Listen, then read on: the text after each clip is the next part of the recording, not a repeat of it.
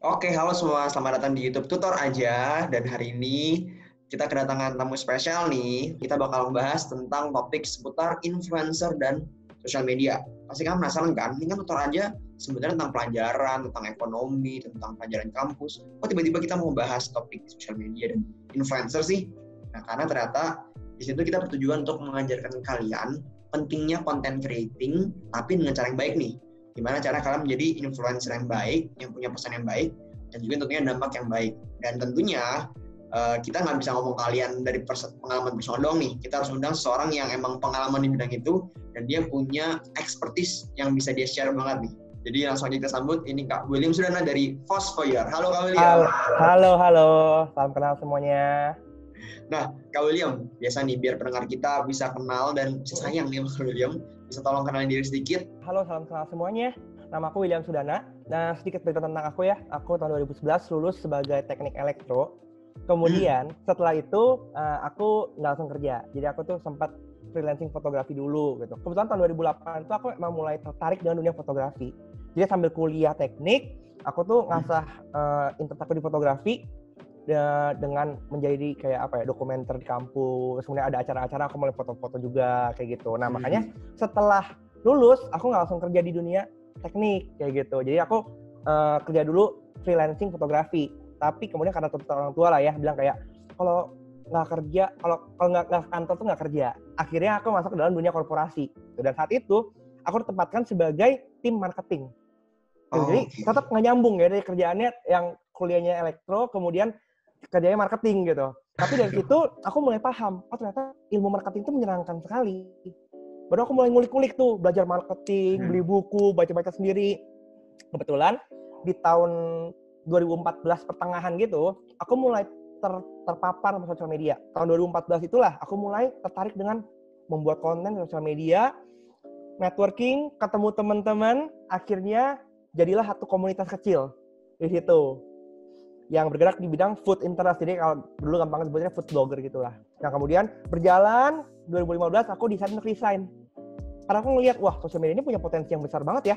Nggak cuma buat fun doang, tapi kita bisa monetize dari sini loh, gitu. Dan akhirnya aku memutuskan memantapkan diri untuk resign dari pekerjaan aku yang ya ibaratnya pekerjaan kantoran gitu ya. Yep. Akhirnya berjalan terus karena aku emang punya passion di situ, aku menjalani, aku komit. Ketika aku memutuskan untuk resign, ya udah aku komit, aku harus bisa berjuang di sini gitu. Nah, akhirnya tahun 2016, aku bersama partner aku Edi Hartono, kita membangun Fosfoyer. Kayak gitu. Fosfoyer sendiri berasal dari bahasa Perancis. Artinya your home. Dimana kalau kita di rumah itu kita bebas berkreasi menggunakan apa yang kita mau lakukan, feel-feel untuk eksplor. Filosofi itu yang kita bawa dan menjadi culture di Fosfoyer saat ini. Kayak gitu. Dimana aku sangat meng-empower teman-teman yang ada di Fosfoyer juga untuk bisa mengembangkan bakat mereka, mengembangkan kreativitas mereka, sehingga mereka tuh nggak cuma bekerja di sini, tapi juga mengembangkan diri, menjadi orang yang berbeda, menjadi orang yang growing. Gitu. Secara core bisnis, Fosfoyer ini bergerak di ranah kreatif konsultansi. Konsultansi kreatif untuk memberikan sosial media strategi, kemudian membuat konten dari sisi bisnis to bisnisnya. Kemudian ada bikin campaign juga, kemudian ada kita influencer marketing. Tetapi dari awal kita tuh menggunakan Instagram dan sosial media kita untuk membangun komunitas. Tapi kita fokus gimana kita bisa building community, di mana komunitas inilah yang akan menuju visi kita, healthier digital ecosystem. Sosial media ini udah menjadi lahan yang empuk banget ya buat semua orang juga gitu. Ya kan, orang sekarang mau jadi apa cita-cita? Jadi YouTuber, jadi content creator lah gitu. Iya. Nah, karena industrinya meminta kita untuk punya follower yang banyak supaya dipandang, akhirnya orang menghalalkan segala cara nih untuk mendapatkan follower. Nah, ketika kita ngomong udah menghalalkan segala cara, biasanya udah caranya udah macam-macam deh tuh. Udah mulai yang toksik, makanya orang bilang kan sosial media ini memberikan toksik banget gitu deh. Nah, kita mau memulihkan itu, gimana kita sebagai content creator sebenarnya bertanggung jawab loh atas setiap apa yang kita posting. Benar. Tuh, makanya akhirnya kita juga come up, gimana kita juga bisa berkontribusi terhadap komunitas kita, terhadap ekosistem kita, dengan kita memberikan edukasi-edukasi seperti yang kita lakukan saat ini.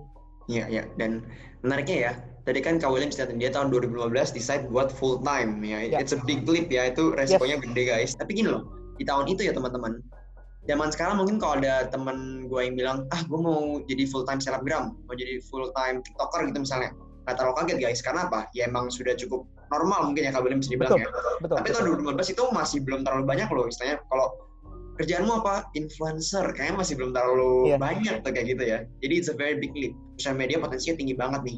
Kita mau bahas apa yang Crossfire juga percaya tuh. Gimana caranya menjadi influencer yang baik nih. Nah, aku mau ngutip kata-kata Kak William nih. Dia bilang gini, kita mau mendidik anak-anak muda untuk menjadi influencer yang baik, yang juga punya etika yang baik.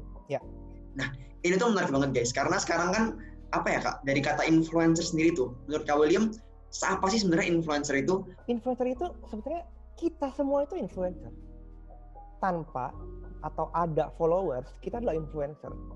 Tapi terms influencer itu semakin merebak dan naik sejak adanya sosial media. Ini kenal sebagai social media influencer. Tapi kalau misalnya kita mau mundur lagi ke belakang, orang tua kita adalah influencer. Karena apa yang orang tua kita katakan kepada kita dengar, kita percaya, kita lakukan, ya kan? Pemimpin agama, pemuka agama di tempat ibadah kita masing-masing, dia adalah influencer. Karena dia ngomong apa, kita ikutin. Iya, benar. Ya kan? Jadi setiap orang yang punya pengaruh, yang bisa membagikan opininya, pendapatnya, atau pengetahuannya, dan mempengaruhi hidup kita, itu adalah influencer. Tapi memang sekarang ini, influencer itu dikenal dalam konteks sosial media. Dan biasa kayak bilang, followernya banyak, berarti dia punya pengaruh lebih. Padahal kalau menurut saya enggak juga. Kalau kamu sharing konten di sosial media gitu ya, misalnya kayak tempat makan baru deh, terus teman kamu ada yang komen, ini tempat makan di mana? Enak gak sih? Kalau menurut gue enak kok. Jadi nanti gue cobain deh. Kamu udah menjadi influencer. That's true. Jadi emang seorang tuh sebenarnya bisa dibilang influencer ya, melalui sosial media mereka. Tinggal besarnya influence kalian itu tuh. Betul. Nah, Kak William, sebenarnya seorang influencer yang baik itu seharusnya seperti apa sih? Kan tadi kita ngomongin tentang etika ya. Nah, gimana sih seharusnya kita tuh bertata krama di sosial media supaya kita bisa tetap istilahnya viral juga, tapi in a very good way. Nah, menjadi influencer artinya apa? Kita bisa bertanggung jawab terhadap apa yang kita bagikan, apa yang kita influence-kan. Gitu. Kalau misalnya kita mengejar terms influencer dengan cara yang mungkin kita sekarang kan lagi ramai ya bikin konten prank kayak gitu. Kita bisa mempertanggungjawabkan nggak efeknya apa? Bukan cuma efek saat itu, tapi long term efeknya. Apalagi kalau kita udah mendapatkan title influencer. Ya kan? Artinya orang akan melihat ke kita tuh di look up. Nah, ketika kita melakukan hal tersebut, apakah ini memberikan long term efek yang positif atau yang negatif? Kalau misalnya long term efeknya negatif, artinya kita memberikan influence yang buruk. Gitu. Dan itu yang jangan sampai terjadi. Karena balik lagi ya, kita mau ada sosial media ini, kita nggak bisa menyangkal ya bahwa sosial media ini udah menjadi ladang yang empuk banget nih buat kita mencari uang nih, mencari rezeki kan. Tapi balik lagi, kita kan berhubungan dengan pelaku industri. Dalam konteks ini apa? Brand, perusahaan, dan juga agensi-agensi yang akan menghubungkan influencer dengan brand.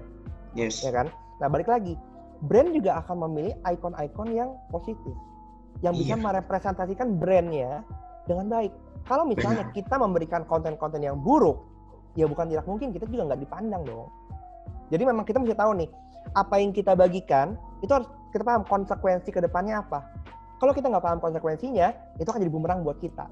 Apalagi, udah ada kayak UU ITE ya, Undang-Undang ITE kan, itu yang dimana itu mengatur perilaku kita di dunia online. Kalau kita menjelekkan nama orang, kita merugikan orang lain, bukan tidak mungkin kita dituntut malah masuk penjara. Banget, benar. Sangat possible. Dan benar banget kata Kak William nih. Istilahnya gini loh, mungkin ada cara cepat jadi viral yang buruk tuh ya. Misalnya bikin sensasi lah, bikin prank yang jelek banget lah. Terkenal sih terkenal mungkin ya. In an instant terkenal sih. Tapi kan kalian juga terkenal yang buruk. Kalau kalian terkenal yang buruk juga benar kata Kak William, nggak bisa cari duit juga kan, nggak bisa jadi mata pencaharian juga. Mana ada brand yang mau kerjasama sama pribadi yang personal brandnya buruk, bener Kak William ya? Personal brand, ini hal yang kayaknya selama pandemi ini cukup banyak muncul di Instagram gue nih. Menurut Kak William, sebenarnya apa sih personal brand itu? Mungkin terutama buat ini nih, orang-orang yang selama ini nggak terlalu bermedia sosial ya. Sama halnya kayak tadi kita ngomongin influencer ya. Personal branding juga sebenarnya sudah kita lakukan tanpa adanya sosial media. Aku ambil contoh. Mungkin orang kayak, kok bisa sih? Ya, aku ambil contoh. Kamu di rumah, ya, kamu dalam lingkup keluarga. Dengan kamu di dunia kampus, kemudian kamu di dunia kerja, kemudian kamu datang ke sebuah acara yang dimana kamu nggak kenal siapapun. Apakah kamu akan menunjukkan kamu yang sama? Belum tentu. Belum tentu, benar. Di keluarga mungkin kamu lebih selengean, lebih ya segimana lah, santai Free, aja gitu ya kan. Di kampus mungkin ya udah kamu jadi teman yang supel gitu. Kemudian di tempat yang baru, ketika kamu berhadapan dengan mungkin para CEO, kamu nggak bukan siapa-siapa, kamu mungkin akan lebih ke insecure gitu karena aku siapa gitu, jadi diam-diam aja gitu. Itu personal branding. Bagaimana kita menunjukkan diri kita di konteks-konteks tertentu. Tapi itu semua kan diri kita. Nah, personal branding itu sama seperti itu. Jadi, bagaimana kita menunjukkan diri kita dalam konteks-konteks tertentu. Kalau dalam konteks sosial media, artinya, kamu tahu nih, di sosial media ini, tujuan aku ada sosial media itu untuk apa? Dalam konteks misalnya, kalau dalam konteks aku ya, aku ada di sosial media untuk mendukung apa yang aku lakukan, usahaku. Aku bukan untuk pamer kehidupan aku. Tapi aku di sini untuk membangun citra aku sebagai entrepreneur, sehingga ketika ada calon klien yang melihat, oh ya William ini orang yang kredibel. Jadi kita membangun reputasi personal branding itu, gitu. Jadi kalau orang bilang personal branding itu kan harus pencitraan, nggak melulu. Kita memang betul mencitrakan, tapi bukan mencitrakan yang bukan diri kita. That's true. Tetap diri kita. Karena kalau misalnya kita menjadi orang lain, memang itu oke gitu, bisa aja. Banyak orang melakukan itu juga. Tapi pada akhirnya ketika di titik tertentu kita akan merasa kayak, aduh, ini melelahkan banget ya, gue bukan menjadi diri gue nih. Makanya kalau kita nggak lucu, kita coba-coba untuk lucu, mungkin iya secara online persona kita dapat nih. Tapi ketika nanti kan pada akhirnya ya, dari online pasti akan ke offline juga nih. Kita akan bertemu dengan orang aslinya. Ketika ngeliat orang aslinya, ternyata kok dia pendiam ya. Waduh, kayak image itu yang akhirnya runtuh pasti dilihat orang-orang. Dan itu kita nggak mau. People will eventually know who you really are ya, essentially berarti. Yes, betul. Dan memang penting guys kalian bangun personal brand itu apalagi zaman sekarang ya. Karena ya kalau yang dari aku dapat sih dari Kak William, ini cara kalian untuk introduce diri kalian tanpa kalian harus ngomong ya kan. Cukup dengan nge-stalk Instagram udah tahu, oh ya kayak misalnya nih, aku dapat personal brandingnya Kak William yang kayak oh dia nih seorang entrepreneur, seorang influencer juga, dan seorang yang paham banget tentang social media dan bagaimana cara content creating dan gimana cara educate orang tentang content creator. Dan emang itu benar kan, itu yang Kak William sedang lakukan. Jadi istilahnya tuh dapat banget personal brandingnya. Dan itu Kak William bukan pencitraan ya, emang itu yang mau dia amplify di social media. Ya. Dan mungkin salah satu cara itu adalah dengan content creating. Nah, aku mau nanya Kak William nih. Setuju nggak Kak William kalau aku bilang content creating is hard? Atau gini, making good content is hard. Setuju nggak tuh? Setuju. Setuju banget. Nah, oke, gimana Kak? Sesimpel gini ya, bikin konten tuh gampang ya. Orang semua bisa bikin konten. Tapi bikin konten yang menarik dan engaging itu butuh sedikit effort untuk A/B testing. Gitu. Kalau bikin konten gampang, semuanya tinggal foto, atau tinggal ngomong, terus kemudian kita posting, udah itu jadi konten kan. Tapi konten apa, kontennya bagaimana nih gitu. Jadi ya sebenarnya itu yang perlu kita latih sih sebenarnya sih. Sama kayak kita mungkin belajar berenang, kita mau belajar berjalan gitu. Awalnya pasti gagal, awalnya pasti jelek. Nggak mungkin sekali posting langsung booming itu. Bagus banget. Ada kesempatan, tapi kecil banget gitu. Progres kan bagaimana kita belajar terus-menerus, mengasah kemampuan kita, sehingga makin lama kualitas itu makin lama makin bagus. Misalnya nih, YouTuber luar negeri yang sukses banget nih ya, kalau aku lihat misalnya say ada Mr. Beast atau ada misalnya David Dobrik, aku penasaran ngiseng nih, coba lihat video mereka awal-awal. Ya yang pasti kualitasnya jauh banget sama yang mereka bikin sekarang. Gitu. Betul banget. Jadi emang yang penting tuh awalnya mencoba dulu beneran sama William. Betul. Just do it. Karena kalau kita nggak pernah coba, kita nggak pernah tahu apa yang bisa kita improve. Biasanya kalau udah kita posting, kita tonton ulang, kayak harusnya ini bisa begini ya, harusnya ini lebih begini. Nah, improvementnya itu kita jalan sambil berjalan. Kak William, kasih dong kita practical steps gimana cara kita buat good content dong. Ketika gini, kita bisa mulai mengubah habit kita. Biasa kita bisa cek screen time masing-masing. Berapa lama sih lu tuh spend time di sosial media? Oke. Mungkin ada yang sekitar 2 jam satu hari, ada yang 3 jam, tergantung dari seberapa sering ya kita ada di platform yang mana. Ubah habitnya ketika kamu scrolling, kamu perhatiin. Dari begitu banyak konten yang kamu konsumsi, konten mana yang membuat kamu stop, kamu baca. Gitu. ya. Kalau kamu bisa stop dan baca konten itu, artinya ada sesuatu yang menarik dari situ. Oh iya, benar. Lalu kenapa ada konten yang kamu skip? Oh mungkin ini nggak menarik. Kenapa nggak menarik? Kita mulai menganalisa. Kita merubah habit kita nih. Dari yang cuma mengkonsumsi, kita menganalisa. Karena dengan kayak begitu, kita tahu nih, oh iya, gue stop di konten ini karena thumbnailnya menarik. Kata-katanya bagus nih. Nah kalau gitu berarti, ketika nanti gue buat konten, gue harus punya elemen ini. Terus kemudian orang bilang kayak, orang nggak maaf baca caption. Oke, sekarang dari begitu banyak konten, ada nggak akun-akun yang captionnya kamu bacain? Ketika kamu baca, apa sih yang membuat kamu tertarik untuk baca? Kalau enggak, apa yang membuat kamu nggak tertarik untuk baca? Nah, kita mulai analisa itu semua. Setiap elemen, setiap detail, jadi ketika kita membuat konten, itu akan menjadi reflection kita. Ketika aku udah buat, aku baca. Kalau aku bikin konten ini, aku akan baca nggak kontennya? Kalau misalnya enggak, oh berarti ada hal yang harus kita improve lagi ke depannya. Kayak gitu. Nah jadi self reflection itu penting. Karena gini, kalau misalnya kita sendiri aja nggak mau baca konten kita, gimana kita bisa expect orang untuk baca? Benar sih. Ya kan? Kembali lagi ngomongin tentang konten ya. Biasanya kan konten yang baik itu identiknya sama yang let's say insightful atau impactful atau ada positive message di sana. Cuman ada sebuah mungkin stigma nih, bahwa orang Indonesia tidak suka konten mendidik. Menurut kamu kayak gimana tuh dengan statement itu? Is it true? Betul. In a sense yes, karena biasanya orang-orang menyampaikan konten yang positif itu dengan cara yang straightforward. Caranya boring. Berarti ada suatu masalah di sini ya, coba gimana? Ya kan? Caranya boring, ya kan? Benar. Sedangkan gini, orang Indonesia itu suka drama. Jadi kita mesti paham nih gini, konten kita adalah produk kita, dan produk kita ini pengen di-deliver ke market. Ya kan? Balik lagi, kita mau bisnis apapun, produk kita tuh produk market fit. Nah sekarang kita paham, Indonesia ini masyarakatnya suka drama. Ya, kalau kita mau nge-bait mereka, harus pakai drama dong. Jangan to the point. Misalnya kalau bahaya merokok untuk kesehatan, lu bakal baca nggak konten gitu? Jujur nggak sih? Ya, karena gue udah tahu ya rokok yang membahayakan. Udah tahu kan, betul kan? Tapi kalau misalnya kita counter dengan cara misalnya kayak sesuatu yang kontroversi dan penuh drama, ada dramanya. Mancing-mancing gitu ya? Yes, gitu. Kita point out, naikin, kayak kita nonton film ya, kita harus trigger mereka dulu dengan teaser yang menarik, mereka ikutin ceritanya, naik, kemudian kita kasih solusi di belakang, yang itu ya positive message. Iya itu benar, mungkin produk market fit-nya jadi nggak dapet ya kalau kita langsung jeder gitu ya, harus ada pancingannya dulu tuh, lo harus perangkap dulu gitu.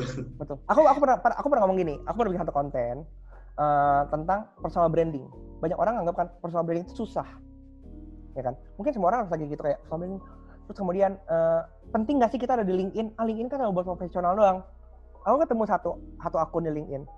Ini namanya Mas Danang Gunawan. Ketika dia pertama kali add saya, perhatiin di bio description-nya gitu ya, dia bilang kayak technical assistant, warehouse assistant. Aku bikin apa sih kerjanya dia? Office boy. Wow, office boy punya LinkedIn. Followernya 6.000, sedangkan follower gue waktu itu cuma 1.700 di LinkedIn. Wow. Dan dia bisa bikin konten. Oke. Kayak gitu. Dan gue bikin carousel post waktu itu, di depannya gue cuma bilang gini, personal branding itu susah. Buat kalian yang sering ngerasa personal branding itu susah, mari sekarang kita belajar personal branding dari seorang office boy. Oke, itu cukup menarik sih. Nah itu, jadi aku tampilkan semua data-datanya ke belakang, baru kasih solusi di belakang. Gitu. Jadi kita mesti ngasih spark ya, ngasih bait. Jadi kalau orang bilang clickbait itu salah atau enggak sih? Mau tahu clickbait itu nggak salah. Kembali ke Foursquare nih ya. Tadi kan Foursquare salah satu mimpinya adalah mau membangun influencer yang beretika baik. Ya. Kak William, mau tahu dong kira-kira sebenarnya influencer yang buruk dulu deh, tanpa sebut merek juga nggak apa-apa. Yang toxic, yang bad influence itu kayak gimana sih sebenarnya sih?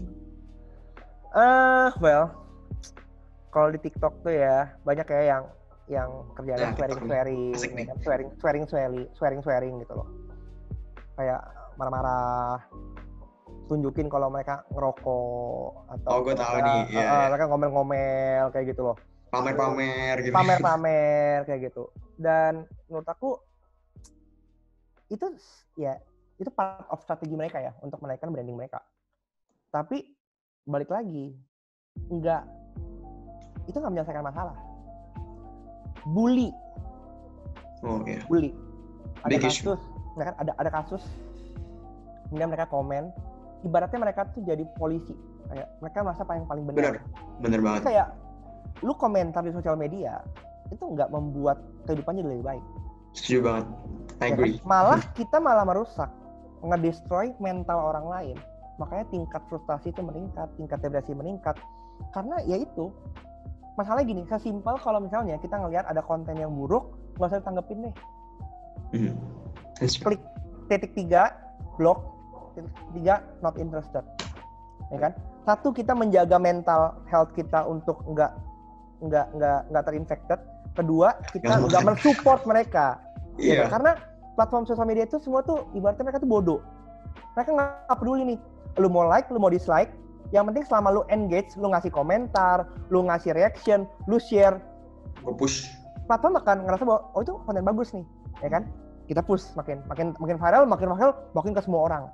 Jangkauan makin lebar lagi. Gitu. Benar-benar. Ini yang disebutin nggak sih? Orang-orang suka bilang stop making stupid people famous. Yes. Tapi mereka komen, wah asik banget kalau komen kayak gitu. Paling demen netizen Indo ya. Iya, betul. Kayak misalnya kalau kalian ke Instagram akun-akun gosip tuh, terus ada seseorang melakukan kesalahan atau seorang bikin kontroversi nih ya, mancing dia. Komennya mah udah kayak gimana ya? Iya, betul banget. Luar biasa emang komennya ya. Let's say kalian tahu cancel culture nggak? Cancel culture, yes. Nah, menurut kalian tuh gimana tentang cancel culture? Yang lagi happening itu di Twitter ya, tinggi banget tuh cancel culture-nya tuh. Jadi kayak ibaratnya Twitter, kalau gua nge-cancel tuh kayak gua keren banget. Bener tuh. Ya sebenarnya itu part of kayak nunjukin kalau lu tuh vokal, lu tuh punya pemikiran yang berbeda kayak gitu. Lu kayak ya lu bold gitu loh, di mana ya mungkin orang-orang lain di tempat-tempat lain mungkin kayak nggak usah deh, udah deh nggak usah child majority ya kan. Being vocal is good, tapi balik lagi sih kita juga mesti apa ya, melakukan dengan cara yang benar gitu, bukan akhirnya malah end up jadi bullying kayak gitu. Ya. Nah kalau gitu Kak William, to wrap it up nih, gimana caranya kita bisa beretika yang baik di sosial media, to be a good influencer? Oke, satu, ketika ini kita mesti paham apa yang kita bagikan ya. Setiap hal yang kita bagikan, setiap konten yang kita post, mau kita punya follower banyak atau nggak punya follower pun, itu akan memberikan impact buat orang lain. Jadi kita mesti paham konsekuensinya apa. Dan kita harus bisa bertanggung jawab atas setiap hal yang bisa kita bagikan.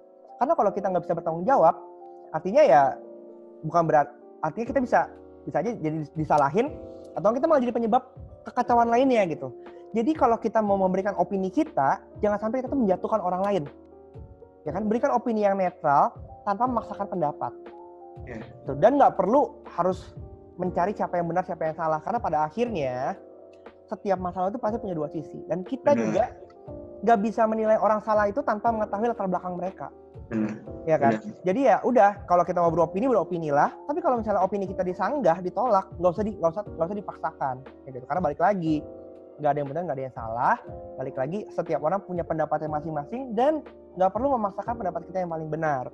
Karena kalau kita udah mulai memaksakan, nanti kita udah menuju kepada bullying akhirnya.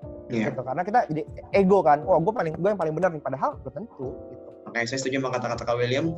Ya pokoknya keep in mind aja gimana cara buat sebuah konten atau statement atau apapun itu yang sebisa mungkin tidak merusakkan orang banyak atau tidak menyinggung kepentingan orang banyak. Dan kalau mau buat konten, jangan lupa untuk research dulu, cari tahu dulu datanya apa, jangan impulsif reaktif gitu. Wah, ada rame nih, buru-buru up gitu kan. Padahal itu sebenarnya hoax gitu kan. Jangan sampai juga kita menyebarkan hoax juga, kebohongan yang akhirnya meresahkan orang lain. Oh iya. Nah, Kak William, sebelum kita end this session nih, kita mau sedikit ada namanya fun corner ya. Kita mau tanya-tanya yang light aja nih. Supaya lebih tahu tentang Kak William nih. Rapid questions ya. Oke, first questions. Makanan yang visually good looking tapi biasa aja rasanya, atau makanan yang enak banget tapi jelek banget? Enak banget tapi jelek secara visual. Enak banget tapi jelek banget. Oke. Kak William, on top of your mind, apa yang makanan yang lagi dingidamin banget sekarang? Burger. Oke. Kak William, what is your biggest dream? Menjadi orang yang berguna buat sekeliling, orang-orang terdekat, buat keluarga kayak gitu, buat orang-orang lingkup di mana gue kerja. Oke. If you can go anywhere in the world, mau kemana nih? Japan. Coffee or tea? Coffee. Mau mending baca buku atau dengerin TED Talk? Baca buku. Can you recommend some of the books gitu yang menurut Kak William bagus nih anak muda dengerin? Buku ya, kamu perlu baca How to Influence and Influence People by Dale Carnegie. Dale Carnegie. It's really good. It's really good. Oke. Nah, Kak William, some few last questions dari gua nih. Aku pernah baca bahwa Kak William bilang bahwa mimpi buat Fastwire salah satunya adalah ingin kerjasama sama pemerintah, bahkan sampai Presiden Jokowi. Ya. Jadi ceritain nggak tuh kayak kenapa mau kayak gitu dan sebenarnya apa sih mimpinya itu? Ya gini, untuk menjangkau orang, kita punya mimpi healthy digital ecosystem. Artinya kan itu kan skalanya pasti makin lama makin besar kan gitu. Dan salah satu caranya adalah ya kita bisa bekerjasama sama pemerintah, kita bikin program yang sustainable sama mereka gitu. Gimana kita bisa yang membuat, ibaratnya gini, kalau kita ngomong semua orang mau menjadi content creator, gimana sih kita bisa contribute di sana, kita berbagi apa yang kita lakukan, berbagi bagaimana menjadi content creator yang punya value, sehingga impact-nya ya nggak cuma skala kecil aja, skala besar juga gitu. Untuk langkah pertama sih ya, kita udah tergabung dalam kelas prakerja. Kayak gitu. Oh, oke. Congratulations. Ya, prakerja. Jadi di kelas prakerja sejak PSBB ya, kita itu mulai kelas prakerja. Lumayan sih, impact-nya bagus banget dan kita bisa menjangkau lebih banyak orang lagi dan thanks to corona juga sebenarnya. Dengan adanya pandemi ini, kita bisa menjangkau dan bikin workshop yang secara online. Karena kalau misalnya dulu ya kalau mau bikin workshop, kita harus terbang ke Makassar, terbang ke mungkin ke Medan gitu kan, itu kan makan waktu dan makan energi banget. Tapi dengan ada kita bisa Zoom call seperti ini gitu, kita jangkauannya luas banget sih dan efektif banget. Bahkan di kelas pekerja pun kita ada yang teman-teman dari Makassar, ada yang dari Maluku ikutan juga, dari Medan, dari Sabang, dari Merauke ikutan semua. Dan jangkauannya luas banget dan ya pengennya dengan ada nanti integrasi juga dengan pemerintah, ya kita bisa memantapkan modulnya kayak gitu loh. Lebih ke sertifikasi menjadi content creator seperti apa dan lain-lainnya lagi. Kita berkolaborasi dengan skala teman-teman yang lebih luas lagi. Masif kayak ya. Gitu. Ya. Betul. Nah, kalau gitu Kak William, what's next nih buat Fastwire? Kita lagi banyak menggerakkan program-program buat corporate juga ya gitu. Gimana kita kali nge-push program employer branding nih. Bagaimana setiap employee di setiap korporasi itu bisa menjadi ambasador internal dari perusahaan tersebut. Kayak gitu. Jadi kita lagi bangun program brand evangelist incubator. Nah, ini last question dari saya Kak William. Sekarang kan banyak banget nih platform social media ya yang lagi menjamur juga di mana-mana. Yeah. Nah, can you give me some tips kayak apa yang harus kita pilih, mana yang cocok platform buat kita dan gimana cara kita bisa thrive di sana nih?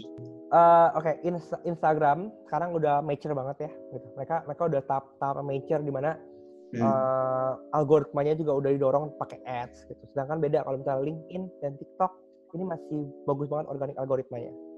Gitu. Bisa nggak kita naik di Instagram? Bisa. Tapi kita harus punya outstanding. Balik lagi, dimanapun platformnya, kalian harus tahu siapa diri kalian. Jadi membangun personal branding itu juga butuh self acknowledgement dan self awareness. Misalnya kalau sekarang Instagram lagi rame banget konten karusel, ya kan? Gimana cara kalian buat konten karusel yang menarik, yang informatif, tapi nggak template sama kayak orang-orang lain. Bentar lagi Instagram akan punya Instagram Reel, ya kan? Iya. Yang itu ibaratnya kayak itu mengcopy TikTok. Nah, gimana cara kita membiasakan diri? Walaupun ya TikTok dan Instagram Reel akan punya fiturnya, tapi secara nature, menurut aku akan berbeda ya. Instagram itu akan tetap mengusung nilai-nilai estetik. Ingat kan pertama kali kita Instagram story muncul, Snapchat itu kan lebih ke random, kayak benar-benar kayak raw banget gitu kan. Yeah. Instagram story juga awal-awalnya raw, tapi makin lama ke sini ada aja orang yang estetik dibuat jadi estetik lagi akhirnya Instagram story-nya. Mungkin prediksi aku sih Reel juga akan seperti itu. Jadi akan balik lagi ke something yang estetik. Sedangkan TikTok, menurut aku ini platform dengan growth yang sangat masif. Banget. Dan kita belajar untuk bagaimana menyampaikan pesan kita dalam waktu yang singkat. Banyak 15 detik pesannya harus nyampe. 1 menit pesannya harus nyampe. Dan algoritma TikTok itu sangat tergantung dengan bagaimana reaksi audiens kamu terhadap video itu. Kalau mereka nggak nonton sampai kelar, nggak akan naik videonya. Itu yang menjadi challenge. Treatmentnya berbeda nih gitu, TikTok dan LinkedIn. TikTok dan Instagram betul gitu. Dan menurut aku semua platform tuh harus kamu coba. LinkedIn juga efektif banget untuk kamu menjaring network, kemudian nyari business leads, itu efektif banget. Gitu. Apalagi ya LinkedIn sangat fresh banget algoritmanya sih. Even kayak iya satu orang komen akan naik tuh follower, viral juga postnya. Gitu. Bener sih ya. Jadi nggak ada salah guys, coba tuh semua sosial media biar tahu lah ya kan. Siapa tahu kalian bisa membuat konten yang positif, konten yang mungkin juga viral ke depannya. Nobody knows. Makanya tadi semoga sesi ini kalian bisa serap banyak-banyak lah gimana cara membuat konten yang baik itu seperti apa. Jadi praktikal banget tuh kalian kalau dengar. Dan juga tentunya gimana caranya selain bikin konten yang baik, gimana cara kalian memiliki etika dan moral yang bagus sebagai seorang influencer, public figure, atau bahkan siapapun itulah yang bermain sosial media. Baik dalam membuat konten atau mengkonsumsi konten. Oke, thank you so much Kak William. Dan thank you, as usual nih, sebelum kita akhirin, aku mau kasih Kak William chance buat mungkin kasih pesan-pesan terakhir buat audience. Yang majority ini masih anak muda nih Kak William nih. Kebanyakan masih anak kuliah nih yang dengerin kita nih. Oke. Kita mesti paham bahwa apapun yang kita lakukan itu semuanya itu membutuhkan proses. Dari kita nggak bisa sampai kita bisa. Makanya aku punya campaign sendiri, bisa karena terbiasa gitu. Memang nggak masalah kamu pertama kali mencoba itu gagal. Tapi kalau kamu konsisten, kamu put effort di sana, kamu berinvestasi waktu dan energi, kamu akan bisa mengejar apapun yang kamu impikan, apapun yang kamu tuju gitu. Karena dengan modal itulah kita bisa menjadi apapun itu. Latar belakang kita itu nggak mempengaruhi kita bisa jadi apa. Tapi apa yang kita lakukan, apa yang kita investasikan setiap harinya, itu yang menentukan masa depan kita seperti apa. Dan balik lagi, nggak perlu cepat-cepat untuk menjadi terkenal. Nggak perlu cepat-cepat untuk menjadi sukses. Nikmatin aja prosesnya. Karena proses jatuh bangunnya itulah yang membuat kita jadi tough. Benar. Couldn't agree more. Jadi buat anak-anak muda, pesan yang sangat bagus. Emang sih, instant road to sukses tuh terlihatnya menggiurkan ya. Dan nggak salah juga kalau kalian sukses secara instan. Tapi ada bagusnya juga kalian enjoy the process. Dan jangan takut ya hadapin proses itu. Waktu bangun itu biasa. I'm sure juga Kak William kalau punya waktu lebih bakal cerita tentang pengalaman dia. Gagalnya juga pasti ada. Suksesnya juga ada. Hard work-nya gimana sih dia masukin. Ya, the journey-nya lah. Itu pasti sangat menarik buat kalian pelajarin. Jadi, beranak mulai dengerin, jangan takut. Pakai hal positif yang kalian dapetin saat itu dari video ini untuk kalian berkarya dalam proses hidup kalian. Oke, once again thank you so much buat Kak William Sudana dan Postboyer. Sukses selalu, semoga Postboyer tetap maju dan ditunggu nih kolaborasinya sama pemerintah lagi mungkin atau yang lebih besar lagi. Oke, akhir kata gue Arvin dan saya pamit dulu. Sampai jumpa di video YouTube tutorial berikutnya. Bye guys. Bye.